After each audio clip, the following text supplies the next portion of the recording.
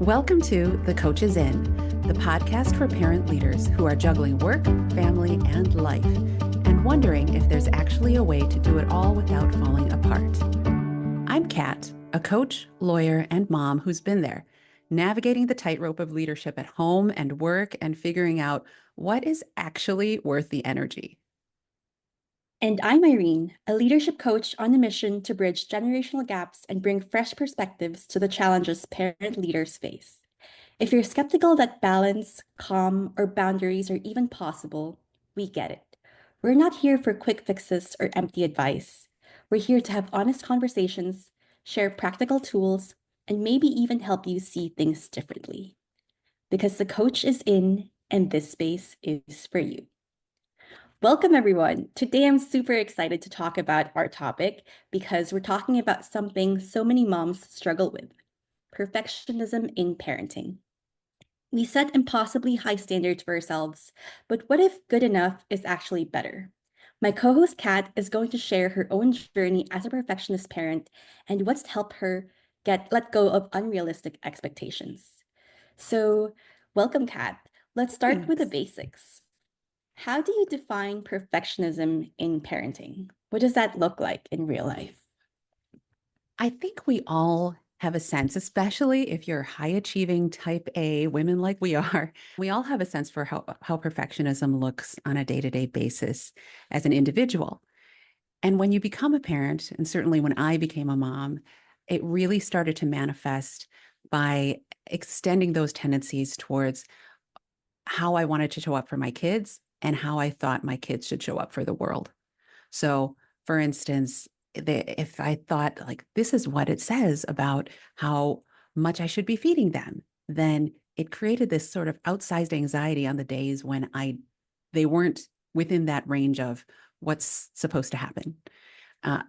Or, you know, maybe there's that first grade party and the whole class is going to be there and their parents are going to be there too. And you want it to be just so, like everything matching, or cupcakes have to be this, and this. And so and so is not having a good time. What do I do?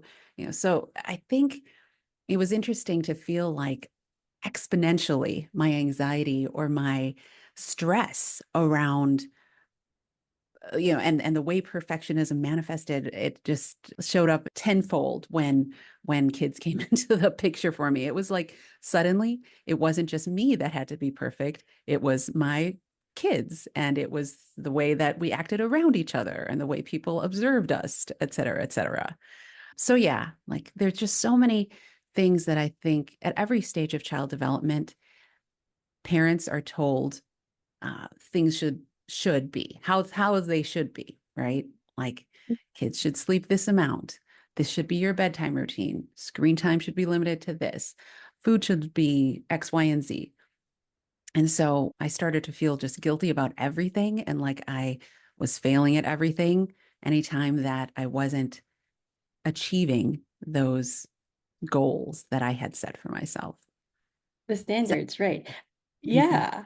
I'm nodding my head. I'm not a parent, but I'm nodding my head because I could totally see it. Like I could totally see moms feeling the same way that you do. And it extends not just from your personal experience, but now that you're a parent yourself, you wear so many hats, and suddenly the expectations of being perfect is multiplied a millionfold. Yeah, yeah. S- Completely. And then you just feel Yeah. frustrated all the time and dissatisfied with life. And that, oh, yeah, it's not a good place to be. No one wants to live feeling like, is this it? Like I wanted a child, I wanted to be a mother, I wanted to be married, et cetera, et cetera. And then you are there and you're asking yourself, is this is this all there is? Mm. It's a really uncomfortable and frustrating and just not a great headspace. Mm. Let's explore that. I'm really curious where these high expectations came from. Like, like you put a lot of pressure on yourselves. Mm. When can you identify when it started showing up or where these expectations came from? That is the question that I encourage every parent to be asking themselves. I definitely fell into this kind of trap or rhythm of doing what I thought I was supposed to do without really thinking about is this right for me? And where is this should coming from? It's just easy to fall into that trap when you're just trying to get enough sleep and you're just trying to get your kids to, hit their marks and be ready for school, etc. So it can be hard to kind of pause and reflect and give yourself the time to dig deep into that question of where are these coming from? I am going to tangent a little bit, but there's this thought process that I stumbled upon at some point when my girls were little, but it's the five whys.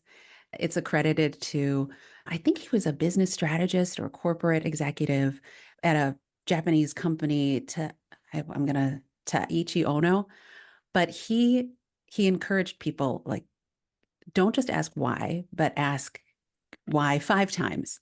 So the machine broke. Why did it break? It was overloaded. Why was it overloaded? Because the shipments arrived late. Why did the shipments arrive late? The trucking company wasn't notified soon enough that they had to. So really digging deep because it's not enough just to address the initial response.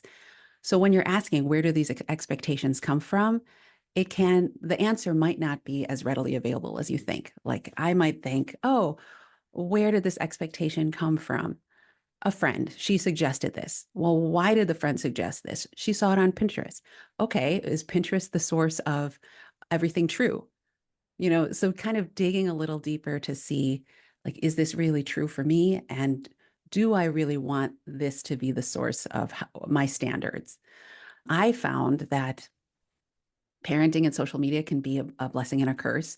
I find tons of great tips out there, like little tiny hacks, little scripts that I can use to communicate with my kids more effectively. But you also get these ideas on, oh, perfect Valentine's Day morning for your daughters. Or here's the lunch that you can pack. And it's this bento box with 14 different bite-sized goodies that are all organic and healthy.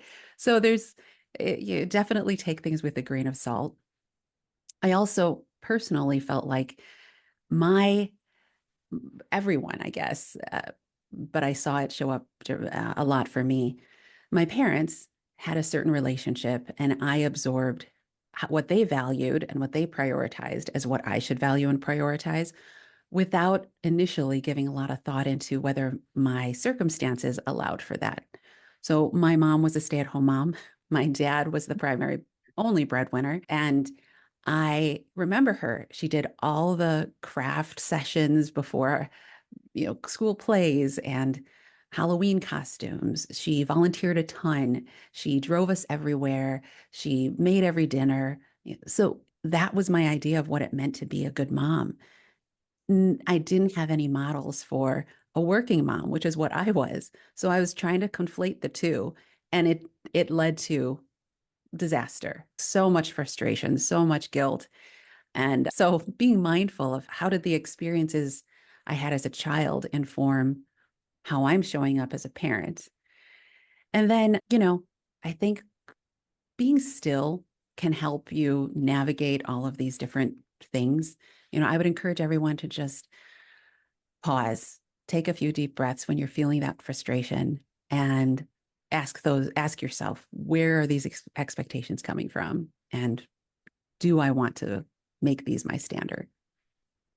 I love that. So basically this is an invitation to pause and be mindful because I don't think that parent leaders who are very busy, who have a lot of responsibilities and expectations from themselves and the people around them, take the time to really sit down and figure out what actually is important, right? So there goes the importance of mindfulness here because you're basically assessing what is important to you versus what's just being fed to you. I believe that, all advice is good advice, but is it right for you right now?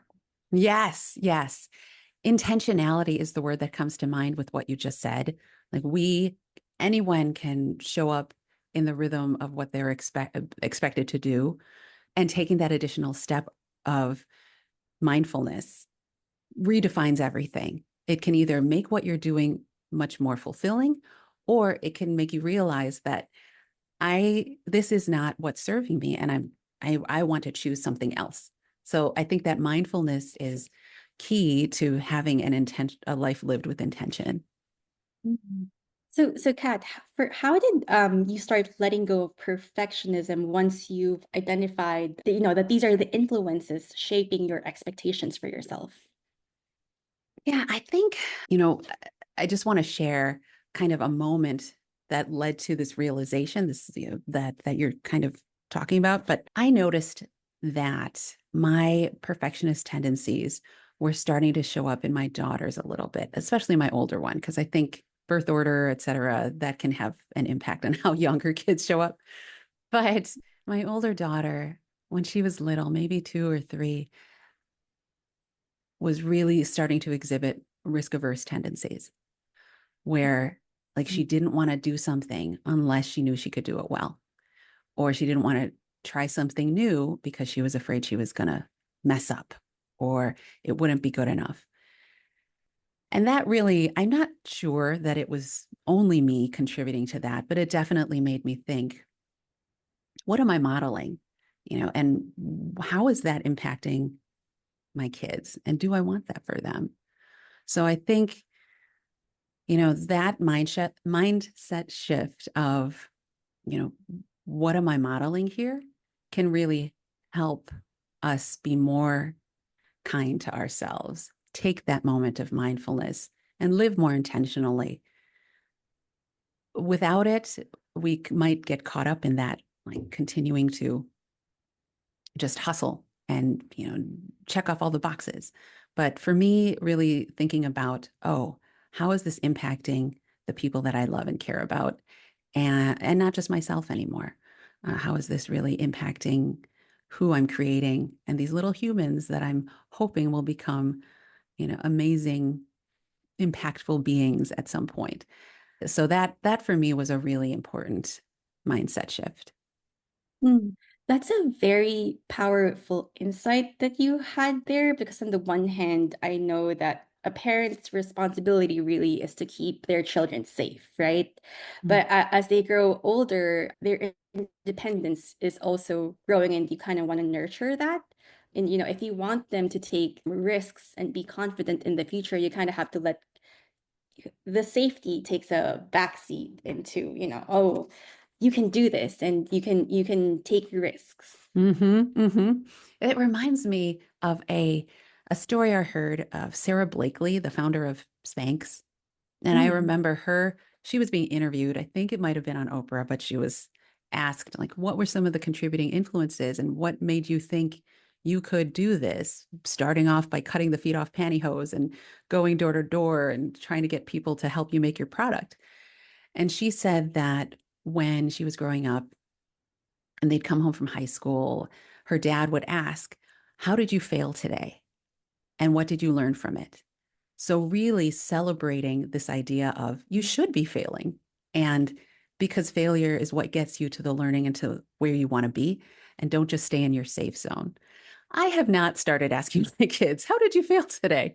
But I do think that story has helped me think about failure and kind of rewarding it and not focusing on the bad feelings around failure, but thinking about, well, how did we learn from this? What did you learn from this? What will you do differently next time when I'm talking to my kids so that it's less about, oh, failure is bad and more about failure is actually a learning experience that's really good. Mm.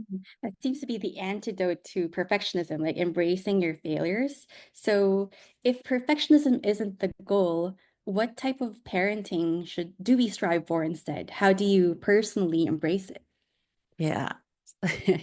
It's there's this term of the good enough parent. I think someone wrote a book and I apologize to the author. I don't remember the name exactly, but like the good enough mom or good enough mother.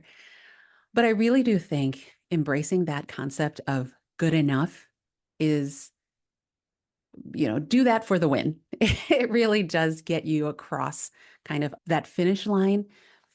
Because if that's the standard, then you're thinking not about perfection. You're thinking about, like, am I hitting what's necessary? Am I making sure that what needs to get done gets done versus what I want to get done or what other people think I should get done gets done? It reminds me of, so you know this, Irene, but I have worked at an advertising and creative agency for, I don't know, 10, 12 years as legal counsel. But one thing I really appreciate about that space is they are very much design thinking, strategy minded, fail fast, use these sprints to figure out what you need and what's not working. And then you just iterate, iterate, iterate. There is no fixed state of perfection. Everything is constantly changing and your needs change. There's a term that's used called MVP, which is most minimum viable product or minimum viable proposition. I love that because it totally reframes success as what's the least amount you can do to get the job done. And that becomes your goal. So in parenting, I think leaning into some of these business concepts of like, what's the minimum that needs to get done and treat that as success. And then anything above and beyond that can be added if you want. It's optional. It's good. If it brings you joy and you have time for it, great. But good enough, the minimum viable product is is the win. So that for me has been a big kind of tool that I've used to help get past perfectionism when parenting.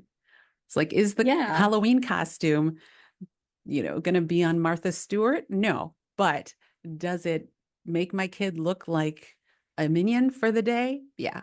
Or I guess what you're saying is like it's not so much the details. It's like, oh, the dinner was messy, the costume wasn't perfect, but it's more of did you create core memories that you are going to take with you when they get older? Like the big picture as opposed to like, oh, these tiny minute details that don't really move the needle forward in the long run. Yeah.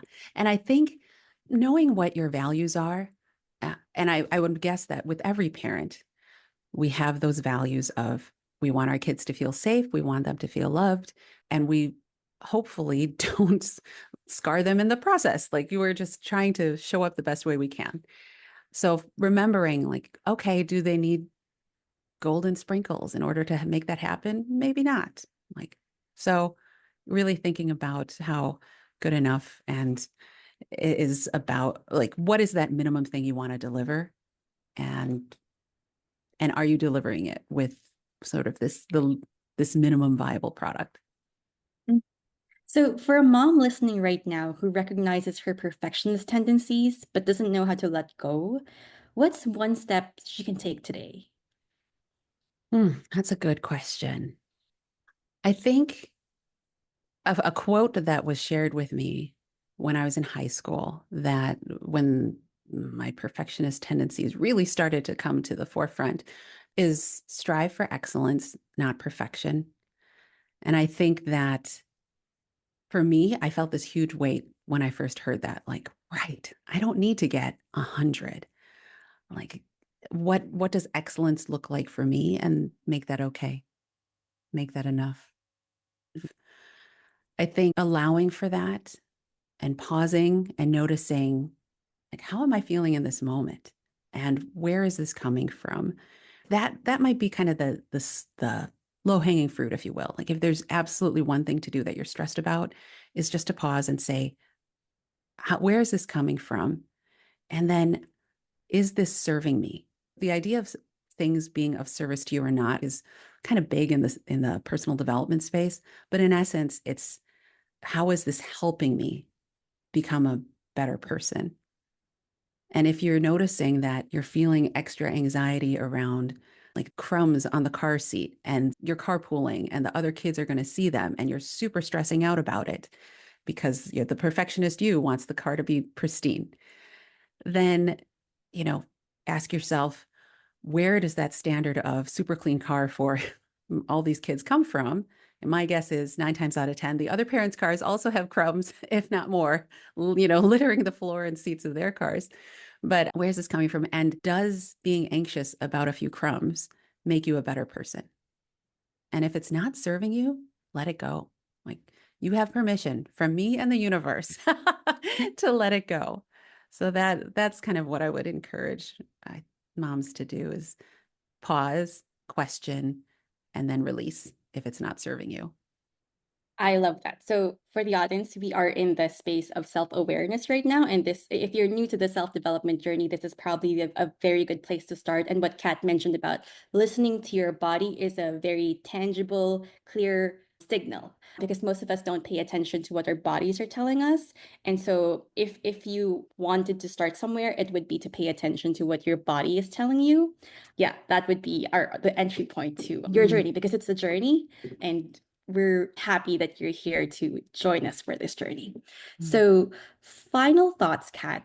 If you could leave moms with just one message about perfectionism in parenting, what would it be? Oh, I'm going to share another quote that I love that I know is on social media quite a bit, but it it bears repeating. Your kids don't need a perfect mother. They need a happy one. So let me repeat that because I think a lot of people forget that how we show up is important.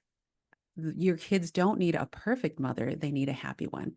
Happy and messy is way better than frustrated, angry, sad, and everything's clean, outfits are pressed, organic food, et cetera, et cetera, et cetera. So keep that in mind. And, being happy, being present, loving, and real is what your kids need. I love that. I had like two different reactions to that. One is like, yes, because it's kind of like you have to put on your mask first before helping others, right? And that's the mentality that you're trying to encourage. And on the other hand, I'm also addressing the skeptics who might not necessarily embrace this idea right now. I want to say that it's normal to reject the idea, but the more that you explore into it, the more that you'll be open to it. So, just pay attention to what your thoughts are because it's a process and rejecting the idea is part of it. Love that. Love today's episode. So, if I could just summarize everything that we've covered today, which is like packed with insights and awareness, and hopefully this was a helpful episode for everyone. Just to recap, like I guess the first and foremost step would be to find the source of your expectations, really dig deep in there and understand whether it's really coming from you or it's societal expectations that might not necessarily be aligned with your values, right? And then the second thing that Kat really emphasized was embracing the idea of good enough, because good enough is better than being perfect. Mhm. And lastly, it's remembering what you're modeling for your kids, because uh, a happy mom is better than a perfect mother. So, thank you for listening to The Coach is In. If something from today's episode made you stop and think or even roll your eyes, don't worry, that's part of the process. If you're curious to hear more, hit follow, leave a review, or share this episode with someone who gets it. Remember, we're not promising perfect answers, but every small shift can make a big difference. Until next time, take care of yourself. The coach is in, and this space is for you.